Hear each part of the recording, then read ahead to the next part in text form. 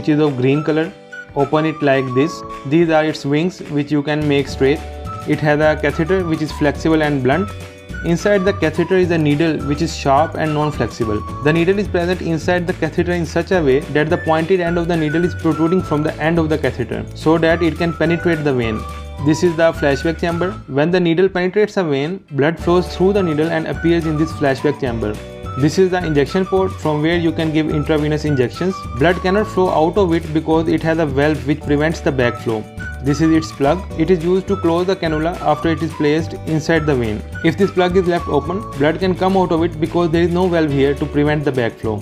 Make sure you have all the items available that will be required for IV cannulation. Wear the gloves to avoid getting in direct contact with the patient's blood. Apply a tourniquet above the area where you want to put the IV cannula.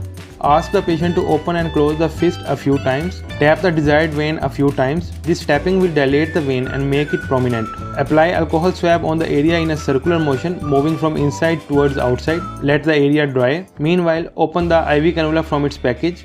Make it swing straight.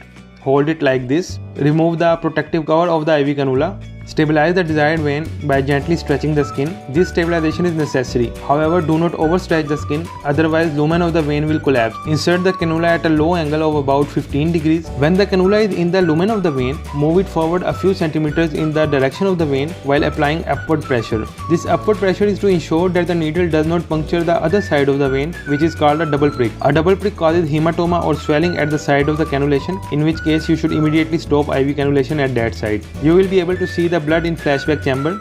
Open the tourniquet. Now pull out the inside needle by a few centimeters and move the cannula forward so that it goes all the way into the vein.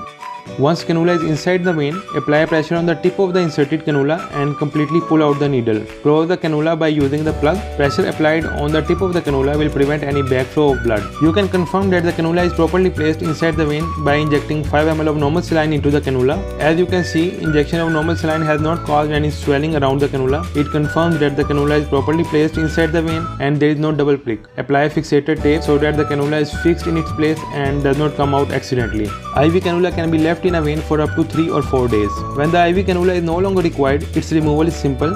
Remove the fixator tape. Put cotton with pressure at the point of insertion of the cannula and remove the cannula. Ask the patient to maintain pressure on the site for several minutes. Properly discard everything. Thanks a lot for watching. Subscribe to stay tuned for upcoming videos.